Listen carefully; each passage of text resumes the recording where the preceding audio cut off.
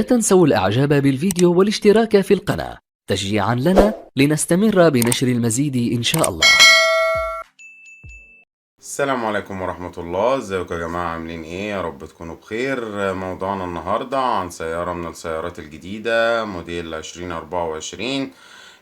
بس الأول عايز أقول للناس اللي أول مرة تدخل على القناة عندي، ياريت نشترك ونفعل الجرس، والناس المشتركة ياريت برضو نفعل الجرس عشان يوصلكوا كل جديد. وياريت يا جماعة ما ننساش اللايك والشير والكومنت على الفيديوهات عشان نقدر نطور من المحتوى ونقدم لكم فيديوهات أفضل. السيارة اللي هنتكلم عليها النهاردة هي السيارة هيونداي فيرنا موديل 2024. دي تطور للفيرنا والأكسنت اللي احنا كلنا عارفينهم من زمان، اللي هي في بعض الأسواق كان اسمها أكسنت، ولكن عندنا هنا في الأسواق المحلية وفي بعض الأسواق الأخرى، يعني زي في الهند أو كده كان اسمها هيونداي فيرنا. طبعا هي ليها موديل جديد نزل في الأسواق العالمية وفي بعض الدول يعني، ونزل في الهند بالأخص. والنسخة الجديدة دي نسخة جديدة كليا طبعا. بس الأول لما نتكلم على الفيرنا وتاريخها عندنا في الاسواق المحليه او في مصر، يعني الفيرنا طبعا احنا كنا عاملين لها فيديو مفصل قبل كده.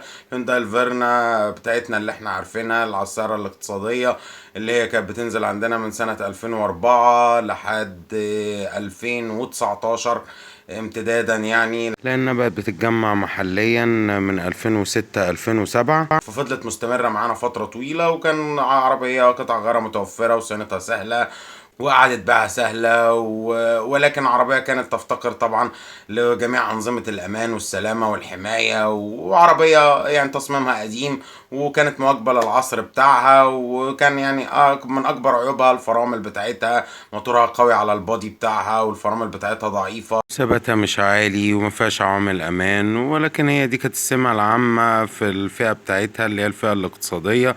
ولو ان دلوقتي حتى العربية الفيرنا بقى سعرها عالي، ما بقتش فئة اقتصادية ولا حاجة، ولكن هي ليها مميزات ان هي قطع غيارها متوفرة في كل حتة، والصناعية كلهم حافظينها، وصيانتها سهلة، وقطع غيارها مش غالية كده، لسه موجودة ومطلوبة في سوق المستعمل كمان. وفي الفترة اللي كانت بتنزل فيها الفيرنا ظهرت الاكسنت الار بي، وكانت دي تعتبر امتداد ليها، وده كان امتداد ليها بره لان هي كانت الاكسنت القديمة، وبعد كده ظهرت الاكسنت الار بي وكانت عندنا موجودة. ونزلت فترة اسمها سولاريس، ودي كانت هي نفس شكل الاكسنت الار بي ولكن بموتور 1400.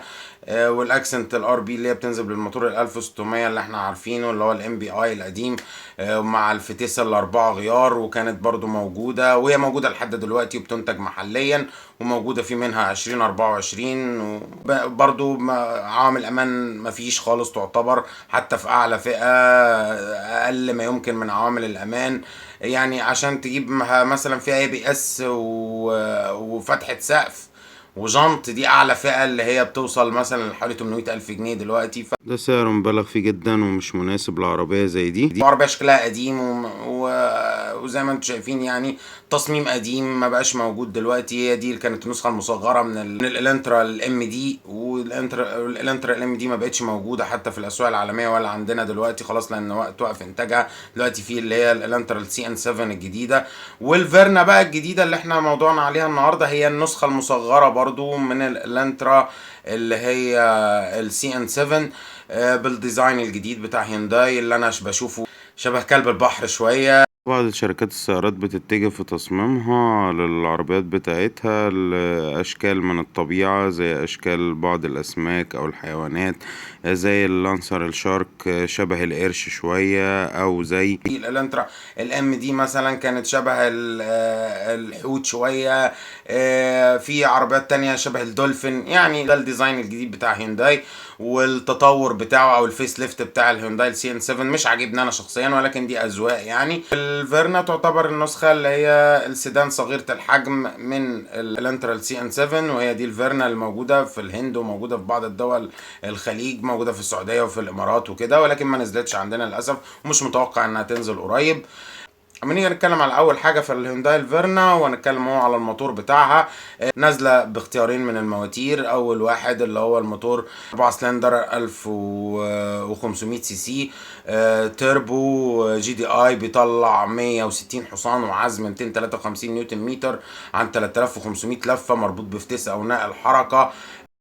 مانوال من 6 سرعات، او اوتوماتيك 7 سرعات دي سي تي او ديول كلاتش ترانسميشن، اللي هو فتيس مزدوج القابض يعني، او فتيس ديول كلاتش زي ما بنسميه.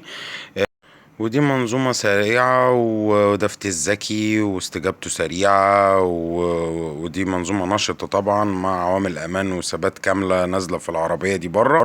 دي المنظومة دي نفسها اللي شفناها عندنا في الاكس سيد او السيد الشكل الجديد، هي نفس المنظومة دي الموجودة في الفيرنا بره. وموجود برضو الاختيار التاني من المواتير اللي هو 4 سلندر برضو، ولكن 1400 سي سي جي دي اي بدون تربو، وده بيطلع 114 حصان وعزم 144 نيوتن متر، مربوط بفتيس اثناء الحركه من 6 سرعات مانيوال او فتيس اي في تي او اللي هو فتيس زي في تي، ولكن ده انتليجنت يعني فتيس سي في تي ذكي، ده مسمياه كده هيونداي كتحديث للسي في تي بتاعها يعني.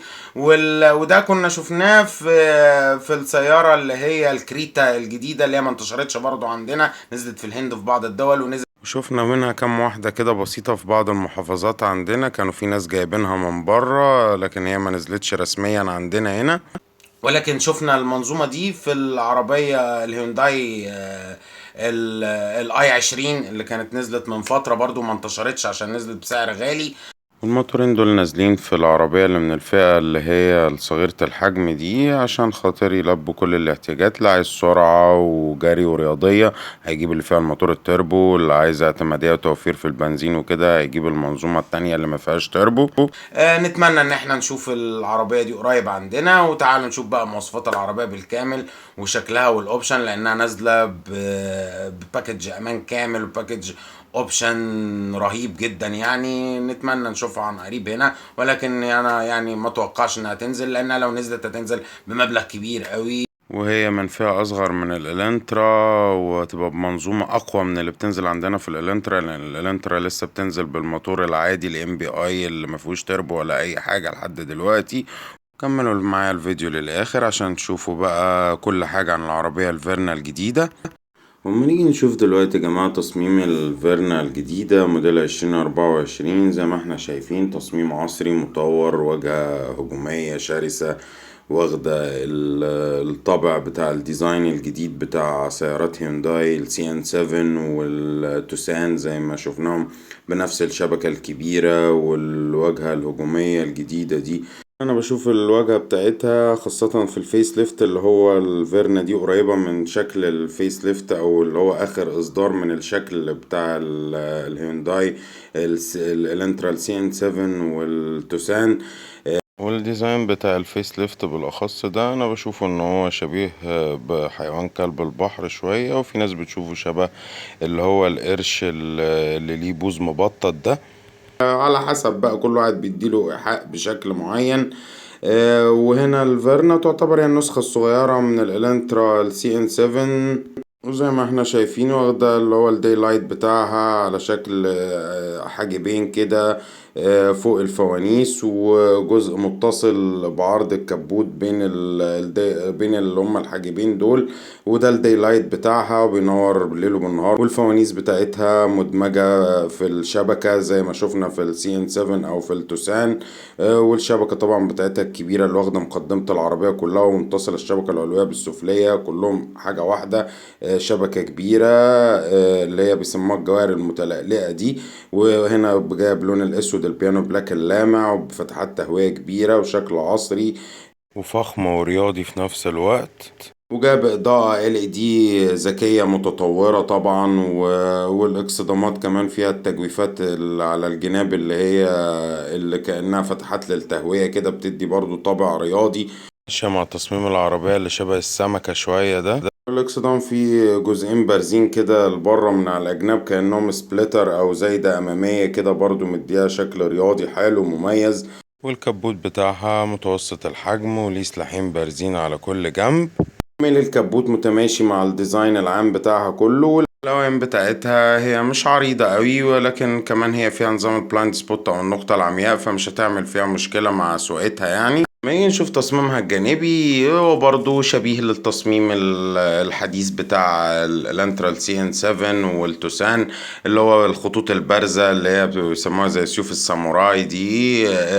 ولكن هنا في الفيرنا عامل التصميم او الخطوط البارزة شبيهة بحرف الزد، جاي اللي هو الطرف بتاعه اللي هو خط الكتف اللي واضح وبارز في الباب الامامي والخلفي، بيقابله خط بارز في مستوى أوطى منه باين في الرفرف الخلفي وجزء من الباب الخلفي عشان يعمل الشكل اللي هو بتاع حرف الزد. وفي برضو خط بارز جاي في أسفل الأبواب من أول الباب الأمامي لحد الباب الخلفي. كل الخطوط البارزة دي مديها عرض من الأجناب، وده السمة العامة في التصميمات الحديثة بتاعت هيونداي. مساحة الزجاجة الجانبية بتاعتها مش كبيرة أوي، ولكن متماشية مع حجم السيارة، وفيها ميل في القايم الخلفي أو السحبة اللي هي بتاعت الكوبيه رباعية الأبواب دي اللي بقت باينة في كل سيارات هيونداي الجديدة. برضو بتعزز القوة بتاعت الشخصية بتاعت العربية مع الخطوط الجانبية البارزة دي. ما نيجي نشوف تصميمها الخلفي برضو تصميم حديث شبيه برضو بالديزاين بتاع هيونداي الجديد.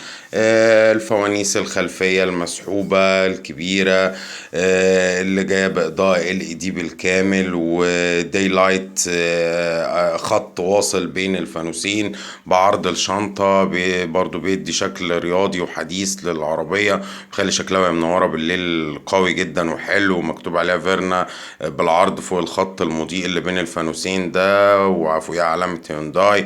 والفوانيس كمان جاية من على الجناب بحتة نازلة لتحت كده، برضو مديها شكل حلو ومعززة القوة بتاعتها ومديها عرض للعربية من ورا. كمان الاكسدامات بتاعتها الخلفية عريضة وممتدة لبره، وده بيبقى كويس بالنسبة للصدمات، وكمان بيعزز قوة العربية وتصميمها وبيخليها شكلها كبير وعريض واخدة وضعها كده. والاكسدام الخلفي كمان ليه ديفيوزر خلفي جايب لون الفايبر الاسود، متماشي مع شكل العربية والديزاين الحديث بتاعها. ساعتها الزجاجة الخلفية متماشية مع حجمها برضو. وانا عاجبني شكل العربية دي من ورا عن من قدام، ودي تفضيلات شخصية طبعا واذواق. وما نيجي نشوف ابعاد الفيرنا 2024، هي جايب طول اجمالي 4 متر 535 وعرض متر 765.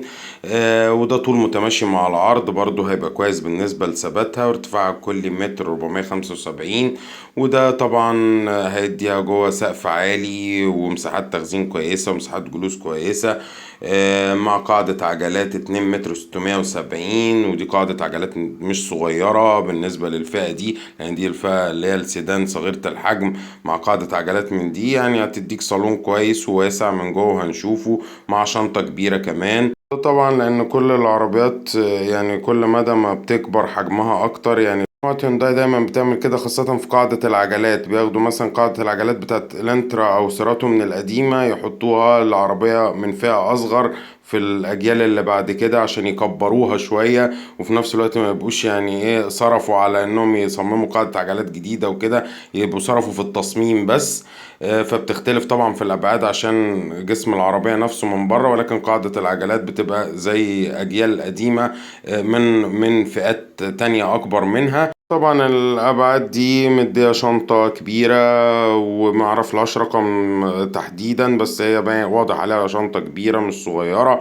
وكمان هتدي مساحات جلوس داخلية كويسة، والابعاد دي برضو بتعزز ثبات العربية دي. والعربية دي نازلة بره بباكج ثبات وامان كامل وبأوبشن كامل برضو كويس جدا بالنسبة للفئة بتاعتها. وهنا ده الصالون بتاعها، صالون برضو كبير مش صغير، لأن قاعدة عجلاتها 2 متر 67، ودي قاعدة عجلات مش صغيرة كنا بنشوفها في زي ما قلنا في سيراتو والانترا من الأجيال القديمة. وطبعا مطورين من الخامات الداخلية بشكل كبير، وطبعا الديزاين الجديد بتاع تابلوهات هيونداي اللي شفناها في الانترا والتوسان وكده. وهنا الخامات طبعا أقل شوية من الانترا ومن التوسان، ولكن برضو خامات واضح انها كويسة. الرابر مرن، وفي تطعيمات جلد في الفئات العالية، في طبعا حتى البلاستيك اللي موجود بلاستيك برضو مرن. وطابلو شكله عصري، ومع الطارة الجديدة بتاعت هونداي اللي هي التو سبوك بس، وطارة طبعا ملمسها ناعم ومكسية بالجلد. طبعا ده يختلف على حسب الفئات طبعا اللي نازلة من العربية. وطبعا فيها مالتي فانكشن، وفيها مثبت السرعة والتحكم في الشاشة الوسطية ولوحة العدادات. ولو ان انا بحب الطارات اللي هي الثري سبوك عن التو سبوك دي. وطبعا لوحة عدادات ديجيتال متغيرة مع انماط القيادة، وشكلها حلو وعصري وشبه اللي شفناها في الفئات العالية من الانترا والتوسان الجديدة. بتتغير مع انماط القيادة، وبتختلف طبعا العدادات دي على حسب بقى الفئة بتاعة العربية. في بقى فئات قليلة زي ما احنا شايفين بيبقى فيها طارة ما فيهاش اوبشن، بتبقى فيها لوحة عدادات انالوج عادية. دي طبعا الفئة اللي كنا هنشوفها عندنا لو كانت العربية دي نزلت عندنا اصلا. بعد كده في شاشة وسطية كبيرة طبعا، فيها اندرويد اوتو، ابل كار بلاي، وبلوتوث، ويو اكس، ويو اس بي، وفيها جي بي اس. ودي طبعا على حسب الفئات هتبقى موجودة. والتابلو شبيه قوي بتاع التوسان الجديدة. وتكييف اوتوماتيك بشاشة شكلها حلو وشيك وعصري، ومحلية شكل الكونسول من الجزء ده. فتحات تكييف عالية، واللي هي تحس انها ممتدة على عرض التابلو كله، دي بخط نيكل كده شكلها حلو زي اللي شفناها في التوسان والإلنترا الشكل الجديد. وطبعا التكييف ده يبقى بكر في الفئات اللي هي الأولى. وبعد كده بقية الكونسول طبعا فيها الفتحة اللي هي بتاعت مساحة التخزين دي، والولاعة، والمخرج اليو اس بي وكده. وبعد كده بقى اللي هو مقبض الفتيس العادي بتاع الفتيس اللي هو السبع نقلات، اللي هو الديول كلاتش او التاني السي في تي، ايا كان بقى انت جايب انهي فئة فيهم. وده طبعا الفتيس المانيوال اللي هو الست نقلات اللي قلنا عليه. وبعديه بقى بيجي مسند وسطي مكسي بالجلد طبعا، وده برضه هيختلف على حسب الفئات. والمسند ده برضه شكله هيختلف في الفئات الأولى. والعربية كمان نازلة في الفئات العالية بفرش جلد وباكت كماليات كاملة. وزي ما احنا شايفين العربية باين واضح الخامات الكويسة جدا اللي موجودة فيها، واللي هي طبعا ما تتقارنش ولا بالاكسنت الار بي ولا بالفيرنا بتاعت زمان ولا الكلام ده خالص. رغم ان برضو الخامات دي اقل من التوسان والالنترا. حتى البيبان هنا زي ما احنا شايفين فيها رابر مش جلد، ولكن واضح ان هو خامته كويسة ومرنة. واما تسند عليها تحس برضو بلمسة فخامة كده وبتاتشات جلد بسيطة، ولكنها مديها شكل حلو واحساس بالفخامة شوية. ودي الكنبة الخلفية برضو واسعة، تسع لثلاث افراد يقعدوا براحة مقبولة جدا. مساحة الارجل كويسة عشان قاعدة العجلات كبيرة مش صغيرة، والنفق الوسطي قصير، وفي فتحات تكييف خلفية. وحتى الفرش سواء بقى كان فئات أولى فرش قماش، أو فئات العالية اللي فيها الفرش جلد. الكراسي نفسها شكلها مريح جدا. والعربية كمان واسعة عشان قاعدة عجلاتها كبيرة مش صغيرة. فالأسرة هتقعد في عربية زي دي سواء أربع أفراد أو خمس أفراد حجمهم مش كبير، أو معاهم طفل أو كده يقعد في النص، هيقعدوا مرتاحين جدا في العربية دي. ومش هيحسوا بالضيق بتاع الفئة دي اللي كان موجود في الاكسنت الار بي وفي الفيرنا القديمة وكده، لانها كانت عربيات من الفئة الصغيرة. كانت بتبقى الاسرة لو حجمها كبير شوية او هم من خمس افراد ما بيعرفوش يقعدوا فيها. لكن هنا اتغيرت الفئة دي خالص وبقت اكبر في الحجم واحسن واريح وخاماتها اعلى بكتير. كده انا قلت العربية دي لو نزلت عندنا هتنزل غالية جدا. نيجي نتكلم بقى على باكج الثبات والامان اللي نازله في العربيه دي. نازله كمواصفات قياسيه بي بي اس واي بي دي واي اس بي نظام الثبات الالكتروني، وستة ايرباج، ومساعد الفرمله، ومساعد الركن، ومساعد المرتفعات. ده مواصفات قياسيه. بعد كده بقى بتيجي بقى فيها حساسات اماميه وخلفيه وكاميرا خلفيه، وهاند بريك كهرباء، والمحافظه على المسار، ونظام اي اس اس اللي هو اشاره توقف للطوارئ، ومراقبة ضغط الإطارات، وبلايند سبوت، ومثبت سرعة، وجنود 16. ودي هتختلف طبعا على حسب الفئات. نقول شوية اوبشن من اللي نازلة فيها إضاءة LED بالكامل، وداي لايت طبعا، ونظام صوتي من بوس من 8 سماعات، وشاشة وسطية 10.25 بوصة، والمالتي، وتقنية تنظيف الهواء، تكييف اوتوماتيك، وفرش جلد، وطارة جلد، وتبريد وتسخين في الكراسي، وكرسي السائق كهرباء، وفتحة سقف. ومالتي وشيفتات والعدادات الديجيتال وامبيانت لايت 64 لون، يعني باكج ثبات وامان كاملة وباكج اوبشن حلو قوي بالنسبة لفئة زي دي. وكنت اتمنى اشوف العربية دي هنا وبسعر مقبول، ولكن طبعا دي احلام يعني. بس كده، يا رب يكون الفيديو عجبكم وتكونوا استفدتوا منه. ما تنسوش بقى الاشتراك في القناة وتفعيل الجرس عشان يوصلكوا كل جديد. وما تنسوش برضو اللايك والشير والكومنت على الفيديوهات عشان نقدر نطور من المحتوى ونقدم لكم فيديوهات افضل. وشكرا.